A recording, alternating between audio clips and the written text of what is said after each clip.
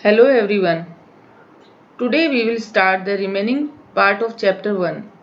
If you have not watched part 1 of this chapter, then click on card above. So let's start.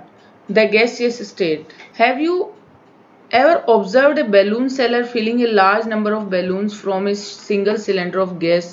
एक cylinder ही होता है जो गुब्बारा बेचने वाला होता है उसके पास, और बहुत सारे बैलून्स होते हैं और वो सारे बैलून्स में उसे एक सिलेंडर से ही हवा भर देता है।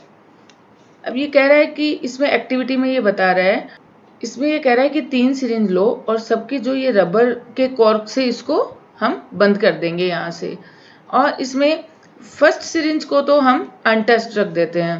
उसके बाद सेकंड सिरिंज में हम वाटर भर लेते हैं। जो सेकंड सिरिंज एक में हम वाटर भर लेते हैं, एक सिरिंज के अंदर आप ये मान लीजिए हमने ये एक सिरिंज के अंदर हमने वाटर भर लिया, और थर्ड जो सिरिंज है उसके अंदर piece of chalk in the third, piece of chalk जो है उसमें हम भर देते हैं। उसके बाद हमने उसमें फिर से उसमें पिस्टन हम उसमें लगा देते हैं, पिस्टन पहले हटा देते हैं, अब उसमें फिर से पिस्टन लगा देते हैं सिरिंज के अंदर। Now to try to compress the content by pushing the piston in each syringe. अब हम ये देखते हैं कि पिस्टन को प्रेस करने की कोशिश करते हैं, तो सबसे इजीली पिस्टन कौन सी प्रेस होगी? जिसके अंदर गैस होगी वो पिस्टन सबसे ज़्यादा प्रेस होगी। बाकी जो है लिक्विड और जो चॉक भरा था हमने, वाटर और चॉक भरा था, उसकी पिस्टन एक लिमिट तक ही प्रेस होती है, उसके बाद नहीं होगी। We have observe that gases are highly compressible.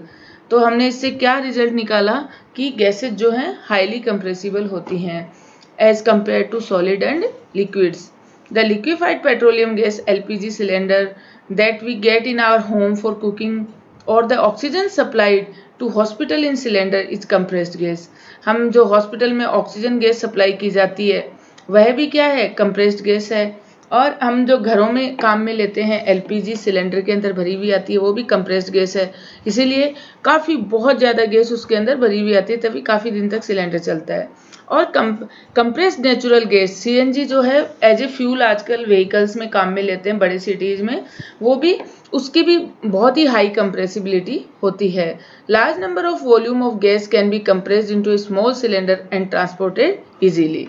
बहुत ज़्यादा मात्रा की जो गैस होती है उसको हम कंप्रेस करके एक सिलेंडर में भर सकते हैं और इजीली ट्रांसपोर्ट कर सकते हैं। We came to know what is being cooked in the kitchen without even entering there. हमें कई बार घर में पता चल जाता है कि किचन में सब्जी बन रही है। ये कैसे पता चलता है?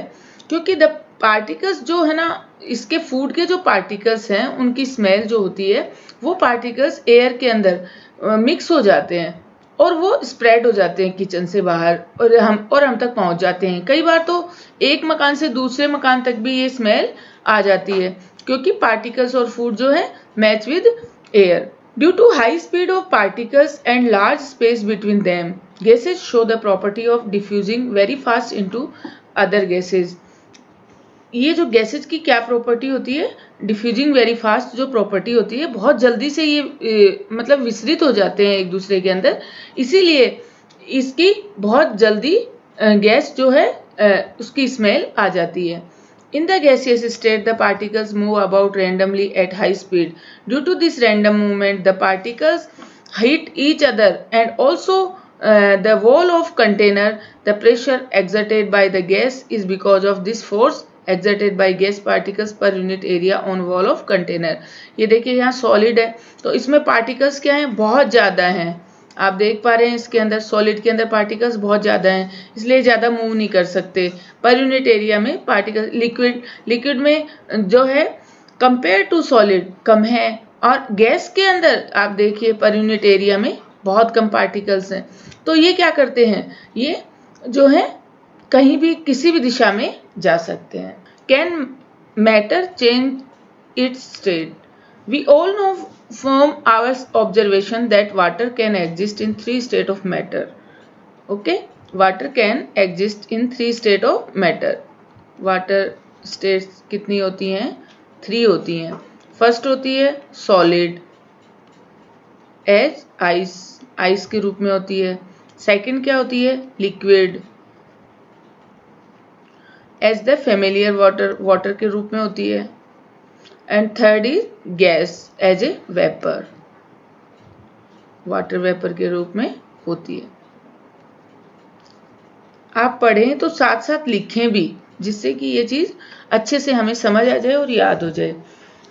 अब जो है कि इन स्टेट्स में चेंजेस कैसे होता है। फॉर एग्जाम्पल जैसे हमने एक बीकर लिया, बीकर में हमने आइस डाल दी और उसको थोड़ी देर हमने रखे रखा, तो वो आइस जो है वो किस में कन्वर्ट हो जाएगी, आइस वाटर में कन्वर्ट हो जाएगी, ice converted into water.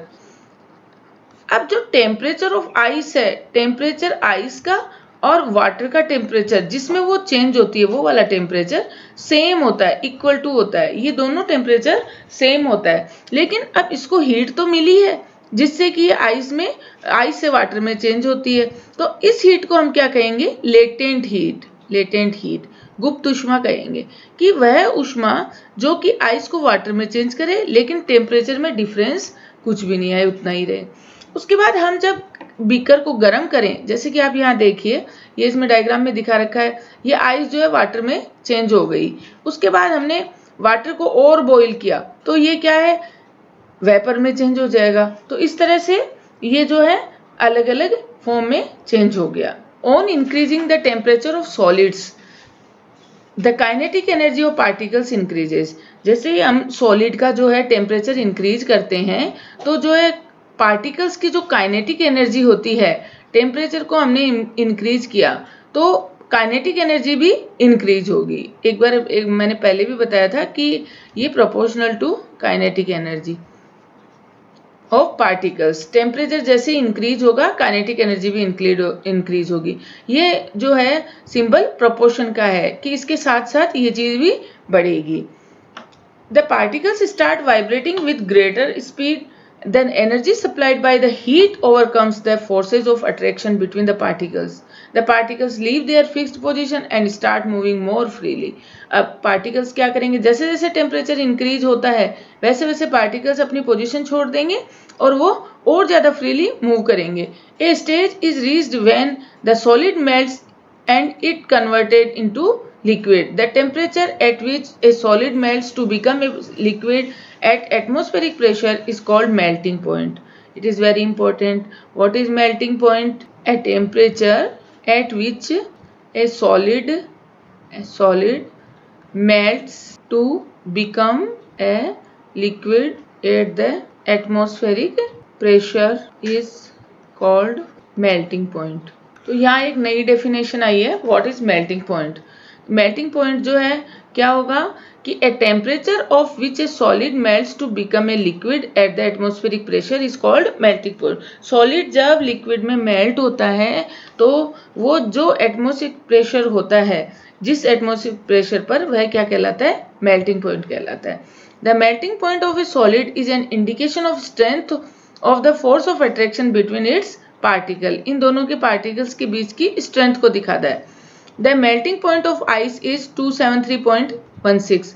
Ice का मेल्टिंग पॉइंट कितना है, आइस का melting point MP is 273.16 kelvin. ये आइस का मेल्टिंग पॉइंट होता है जहां पर ये लिक्विड में चेंज होता है, और ये हम इक्वल टू डिग्री सेंटीग्रेड में 0 डिग्री सेंटीग्रेड के इक्वल टू मानते हैं। When a solid melts, its temperature remains the same. So where does the heat energy go? तो ये आपको मैंने बता दिया कि अगर टेम्परेचर जब आइस से वाटर में चेंज हुआ तो उसका टेम्परेचर सेम रहा, आइस का भी उतना ही था और उस लिक्विड का भी चेंज होते ही उतना ही था। तो वो जो है टेम्परेचर कहाँ गया, तो वो टेम्परेचर जो है उसको आइस को वाटर में कन्वर्ट करने में गया, लेकिन वो टेम्परेचर हमें शो नहीं हो रहा है, इसलिए उस टेम्परेचर को हम क्या कहते हैं, लेटेंट हीट कहते हैं। The amount of heat energy that is required to change 1 kg of a solid into liquid at atmospheric pressure and at its melting point is known as the latent heat of fusion. It is important definition, so learn it and understand it. Particles in water at 0 degree centigrade 273 Kelvin have more energy as compared to particle in ice some temperature. तो जो water के जो particles हैं उनमें ज़्यादा energy होती है ice के पार्टिकल्स के बजाय। तो वो आपको पता ही है क्योंकि water is in liquid state, तो लिक्विड स्टेट में पार्टिकल्स की एनर्जी जो है सॉलिड से ज़्यादा होगी। When we supply heat energy to water, particles start moving even faster, और तेज हो जाएंगे भाई, मूव करने लग जाएंगे faster. At a certain temperature, a point is reached when the particles have enough energy to break free from forces of attraction of each other। और एक ऐसी एनर्जी आएगी कि जब एक दूसरे की जो है अट्रैक्शन को वो फ्री हो जाएंगे उससे, अट्रैक्शन से। At this temperature, the liquid starts changing into gas. The temperature at which a liquid starts boiling at the atmospheric pressure is known as its boiling point. तो दिस इज बॉइलिंग पॉइंट। ये बहुत important है, boiling point भी। Melting point क्या हो गया, जब solid liquid में चेंज होता है वो टेम्परेचर। और बॉइलिंग पॉइंट कौन सा है, जब लिक्विड से जब वेपर बनती है, वो जो पॉइंट होता है जहाँ से स्टार्ट होती है वेपर बनना, वो हम उस टेम्परेचर को क्या कहेंगे, boiling point. Boiling is a bulk phenomenon. Particles from the bulk of liquid gain enough energy to change into vapor state. For water this temperature is 373 kelvin. Water के लिए जो है बॉइलिंग पॉइंट कितना होता है, 373 केल्विन होता है। Water के लिए बॉइलिंग पॉइंट या तो 100 डिग्री सेंटीग्रेड, या फिर इसमें हम 273 ऐड कर देंगे तो 373 केल्विन टेम्परेचर। उसके बाद आप ये देखिए फिगर में, सॉलिड स्टेट है, हीट करने से लिक्विड में चेंज हो रही है, फिर उसके बाद लिक्विड हीट करने से गैसियस में, और इनको कूल करेंगे तो gaseous state change into liquid state and liquid state change into solid state. So we infer that the state of matter can be changed into another state by changing the temperature। Temperature को change करके हम water की जो है तीनों states एक दूसरे में कन्वर्ट कर सकते हैं। We have learned that substances around us change state from solid to liquid and from liquid to gas application of heat, but some that change directly from solid state to gaseous state and vice versa without changing into liquid state। A change of state directly from solid to gas without changing into liquid state, ये is called sublimation। ये क्या कहलाती है, sublimation कहलाती है। तो ये एक नया टॉपिक हो गया, डेफिनेशन sublimation।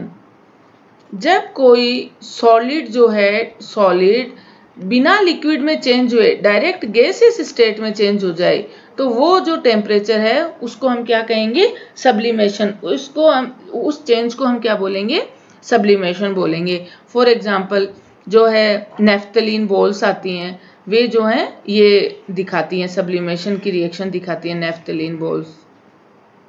कपूर की जो गोली होती हैं उनमें पाया जाता है। आप कभी भी घर पे कपूर को गर्म कीजिएगा तो कपूर गर्म होके सीधा उसको, अगर हम उसके बाउल को गर्म करेंगे, कपूर को इसमें डाल के और उसके ऊपर हम ढक्कन लगा देंगे, तो अगर देखेंगे आप बाउल नीचे कोई वाटर नहीं बनेगा और सीधा ऊपर वो कपूर जमा हो जाएगा यहाँ पर ठंडा होने के बाद। ओके देन, आज हम इतना ही पढ़ेंगे। नेक्स्ट जो चैप्टर का हिस्सा है वो हम अगली वीडियो में देखेंगे। ओके।